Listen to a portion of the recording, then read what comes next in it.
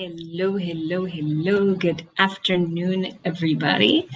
I guess if it's afternoon when you're watching it, it's kind of afternoon for me. Sun's going down and the sky's absolutely glorious, but of course it doesn't translate to video very well. My apologies, but hey, somebody had to attempt to show it to you, right?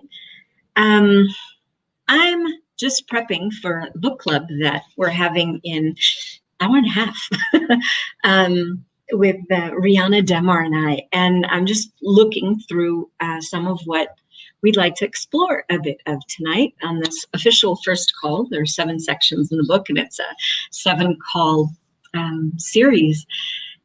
And I'm looking at something that just stopped me in my tracks on this particular day, election day in the United States. And this is fascinating for me. What Gary writes, this is a brilliant, brilliant book. It is created by the founder of Access Consciousness, and he speaks specifically about utopian ideals. See, that's the name of the book.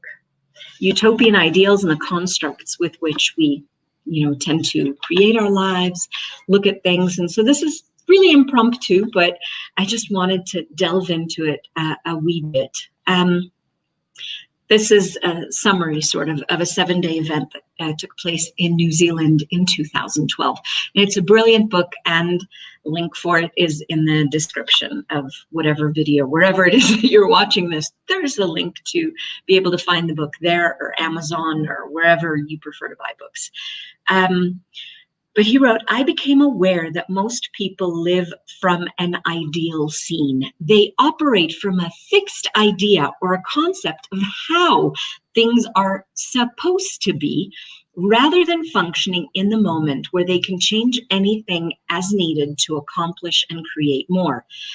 Whenever we're holding on to a point of view, whenever we're identifying myself, and the title on this live was, you're not just a cute, perky little blonde, but I changed it to brunette because I'm not quite blonde in this lifetime. I hadn't chosen that. But you are not what you think you are. If you allow yourself the space to not be, blonde or brunette or Republican or Democratic or American or Guatemalan or Israeli or Canadian or anything else, when you're willing to look beyond the story that you've been telling yourself that you are, you can find a world of gifts. So what we've done in our lives is hello Marita, good to see you. What we've done is that we've created our life based on these constructs, on these ideals of this is the way things are supposed to be. And what I'm looking at right now is this: you are the gift that you refuse to be. Now, this is really interesting. So there's some stuff in here that most people don't talk about. I'm not going to really delve into it in any way, shape, or form.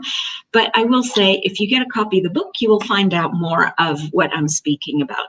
But before the techies arrived on the Golden Planet, we didn't hold on to anything, and we had everything.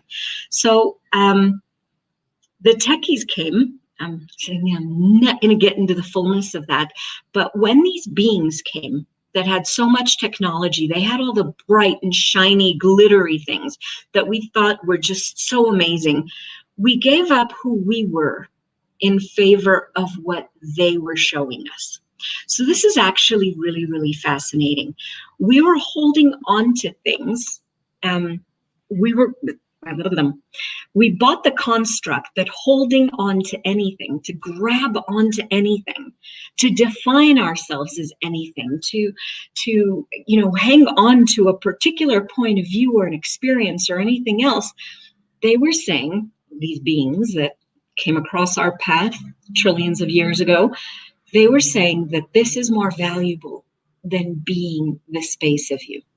Now, what's really cool is, as an infinite being, which is who we be, we're beyond in a physical body, we're beyond a lot of what makes cognitive rational sense, and probably beyond what most people would even begin to imagine. There is so much more to us than meets the eye. But it's fascinating to me that we gave up on, I'm just going to close Facebook here because it is pinging at me. There we go. We gave up on the true space of being who we be in favor of all of these constructs and definitions of who we had to be. All those utopian ideals that we tried to create ourselves as. Say you tried to create yourself as a cute, perky little blonde because that's what everyone around you believes the ideal woman is supposed to be.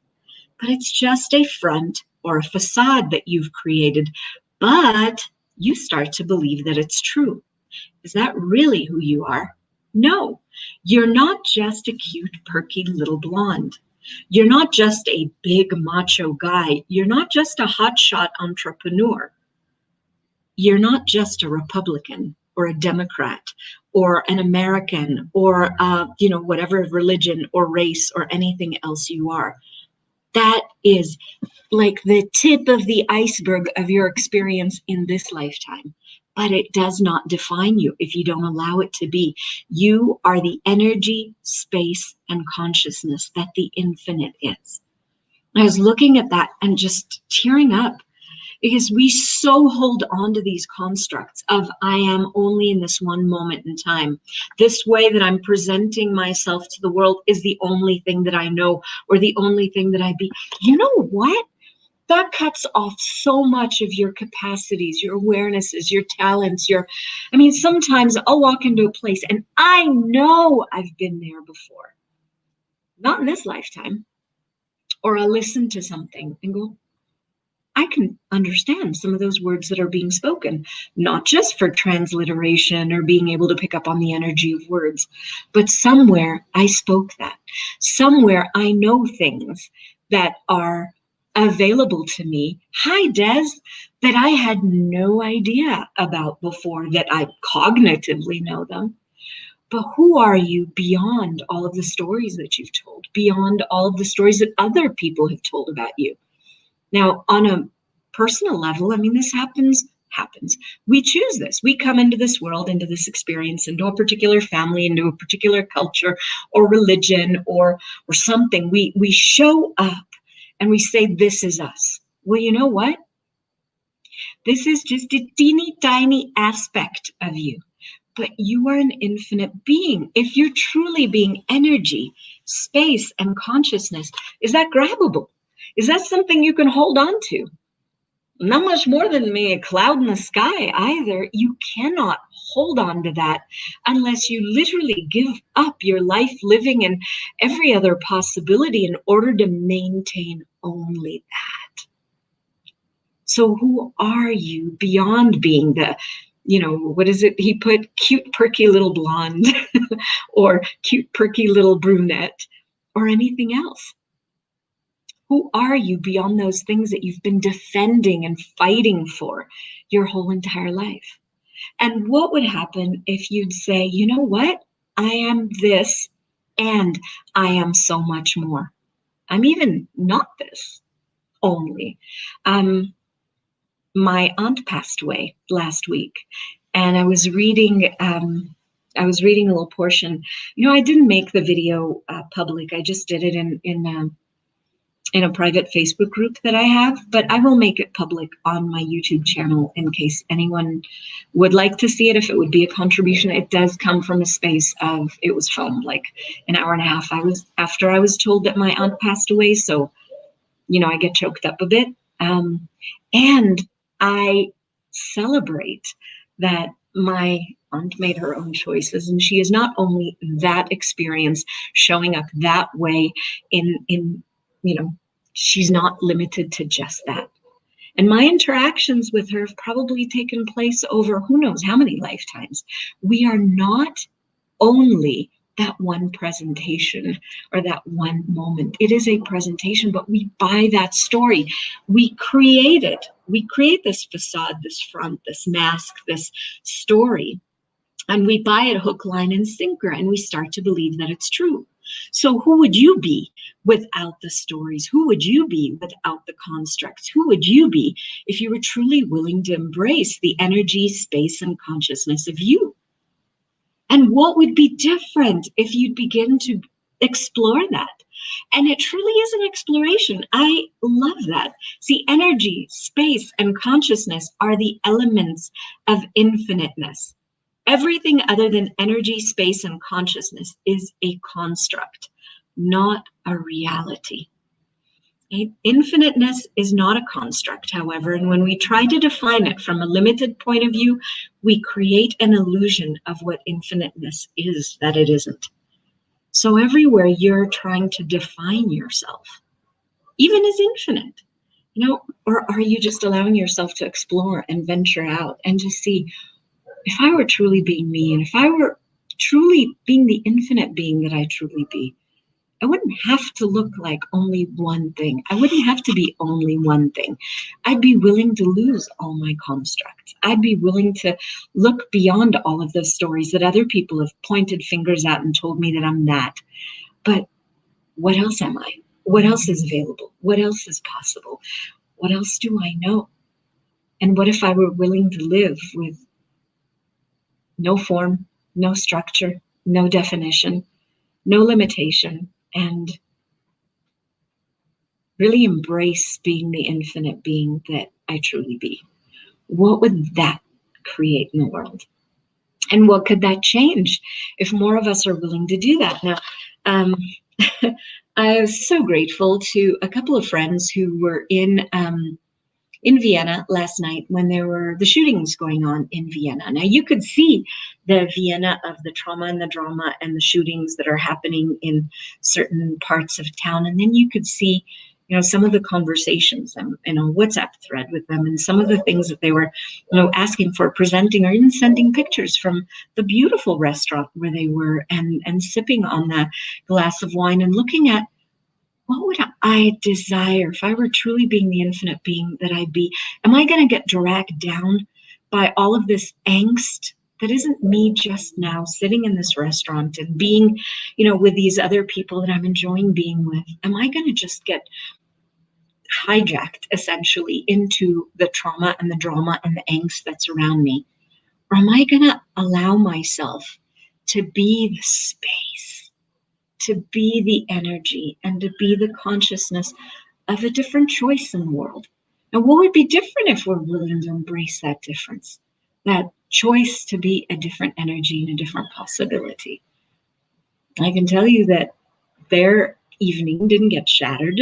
And even though the police came into the restaurant, and I mean, I wasn't there, but from what I'd read, even though the police had come in, they were fine. And they didn't buy into the, oh my God. And the same thing with the elections or with anything else that goes on. How often do we get brought into the angst and the twists and the turns and the trauma and the drama? Sure, it can be exciting, but I'd rather have it in a movie where I can, choose to step out if I don't, or turn the channel or whatever it is, turn off the Netflix, choose a different movie, or whatever the case may be. I have choice.